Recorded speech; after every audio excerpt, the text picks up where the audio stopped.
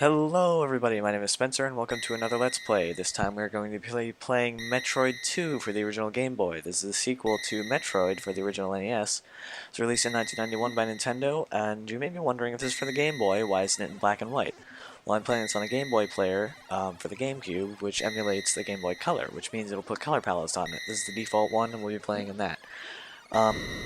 So basically, we're going to be doing a 100% run right here. We're going to get all the items and beat the game. So, yeah, let's get started on that. Metroid 2. This game is not very straightforward at first. You're supposed to read the manual, because they expected everyone to do that back when this game was released. But basically, this takes place after everything on Planet Zebes, where you destroy Mother Brain, either if you've played Zero Mission or Metroid. That should be explained for you. So you go in, you defeat the space pirates who have been experimenting on these creatures called Metroids. And basically you stop their plan, destroy Mother Brain. They're kind of like a robot leader type thing in a tank. And the planet explodes. Well, no, the planet doesn't explode. That's Super Metroid. But basically, no, actually I think it does. I don't know. But anyway, so yeah, you do that. Then the Galactic Federation decides to send in people to the home planet of the Metroids. This is SR-388, and basically they send in a group. They lose complete contact with that group. So then they send in Samus because they're like, "Oh, she's Samus. She'll do well." But so basically, you're sent here to eradicate the Metroids. You'll notice there's a detector on the right side of the bottom that says 39 Metroids. If you pause that, it means there's one accessible Metroid in this area. That next to the L means how many Metroids are available in the area. Basically, you're just supposed to explore until you find those Metroids. We're on our way to the first one right now. This is probably possibly one of my favorite handheld Metroids. It's either this or Fusion. Or not necessarily even handheld, just side-scrolling ones.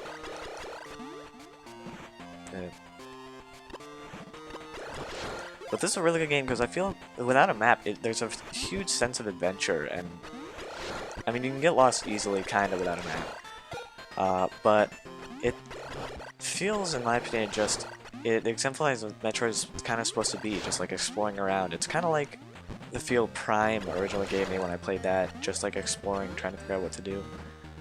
Not hugely story-based. But, so this is the first time we see one of these things. This is an Alpha Metroid. You'll notice it mutates out of its shell into this thing. These are very easy to defeat. You just hit it with 5 missiles.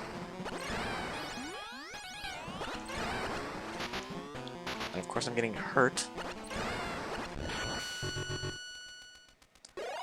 The thing that prevents you from advancing is there is lava in some of these chambers that wouldn't allow you to go further if you had gone right at that last intersection. But right here, there's an earthquake. This is a very unstable planet because it's near like tectonic plates, so there are earthquakes frequently. This means that once you clear all the Metroids in an area, there will be an earthquake that moves the lava that allows you to go to new areas.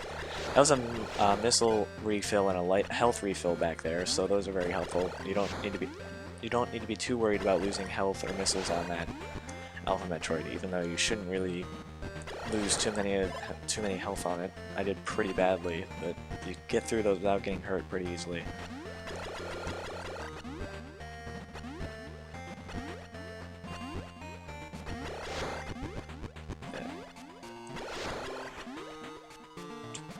But yeah, Prime is an awesome Metroid game too. If you haven't played that, you definitely should. This game is available on the Virtual Console for the 3DS if you're trying to get it and you can't find a cartridge. The only thing is, the Virtual Console on the 3DS, for Game Boy games, it doesn't play them in color like a Game Boy Color would. You would think they would do that, but they only give you either shades of white or shades of green. Which in my opinion is a little disappointing. This is a save station right here. You stand on it and you press start. You'll go back to the last save station if you die. But yeah, I really wish, I hope in some update in the future they add the ability to run these color palettes on the Game Boy Color games, because they just on the Game Boy games, I mean, because they just make them so much nicer, in my opinion. Like, this is way better than playing it in black and white.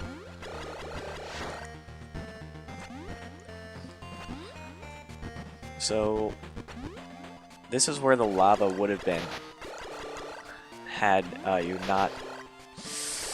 Oy. This is where the lava would have been had you not defeated that Metroid yet, so you would not have been able to progress over here. Are you kidding me? I'm not doing well, I'm really sorry. But, yeah, so I basically... When you see lava, it means there are still Metroids left. They don't explain a whole lot in this game, like, it's hard to tell, it was unknown what that meter... I didn't know about the meter on the pause menu for a very long time, what it meant. And it's, as I've said, it's really easy to get lost in this game if you don't know where to go. Which is why I'm putting that map over on the side.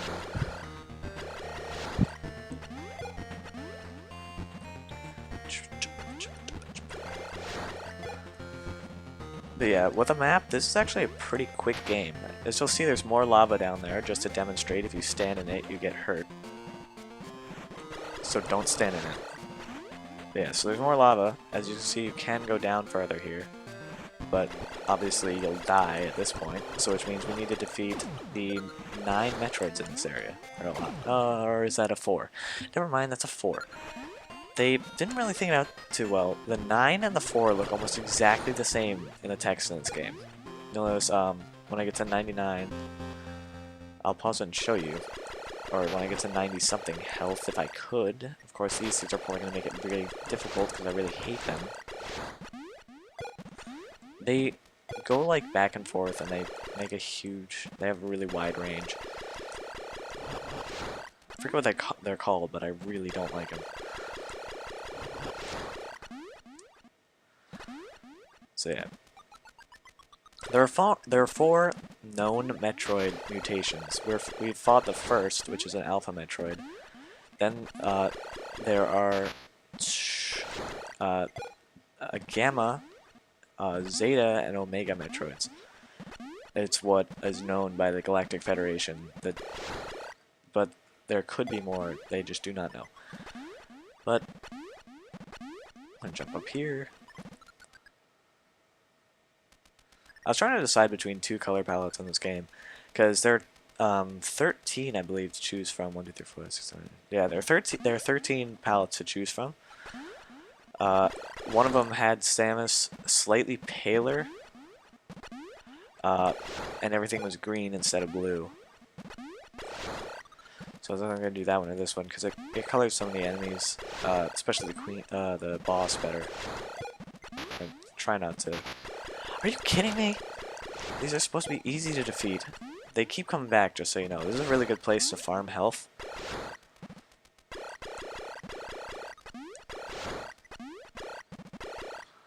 But yeah, those things are annoying. When you defeat them, you'll hear us. They don't reappear if you don't pick up their stuff, which is weird. But when you defeat them, you'll hear like a little sound. I'll demonstrate that in a sec.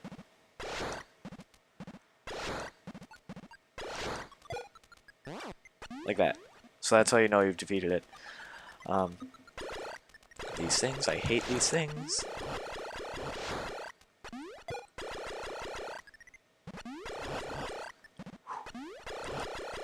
Are you? I hate these. Okay, we're gonna go in here.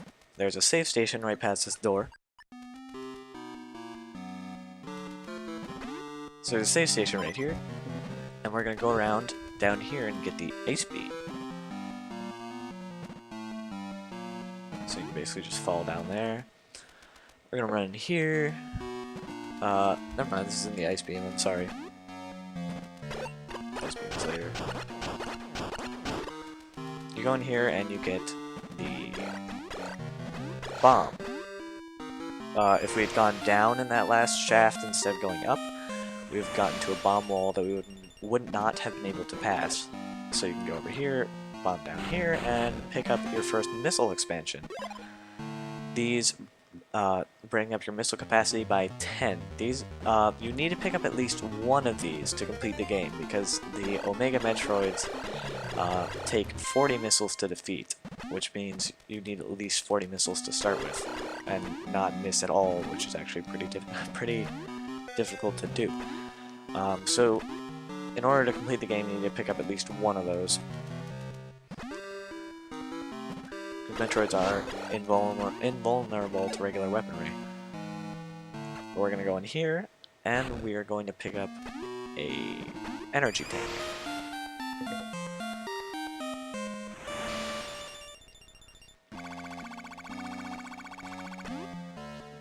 We're going to go through this shaft and down here. We're going to get another item. I don't think we're going to defeat any more Alpha Metroids in this episode, but these are missile doors. They take 5 missiles. 5.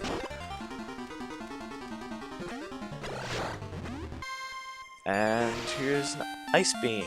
This basically turns your beam into it's a little more powerful, but it freezes enemies, which means if I don't want to get hit by the fire of that, but you can freeze them.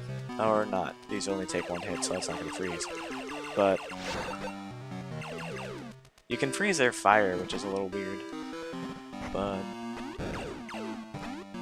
I hate these things. See, you can freeze their fire. You can freeze fire. That's just, Samus is awesome because you can freeze fire. But I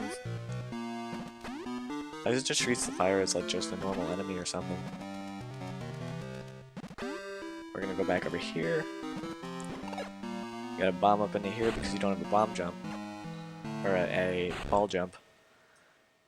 That does appear in this game. But we're gonna go over here. Go up. And we are going to save in here and finish up this episode. Alright, thanks for watching. Like and favorite this video if you enjoyed it, and subscribe for more. Alright, see ya.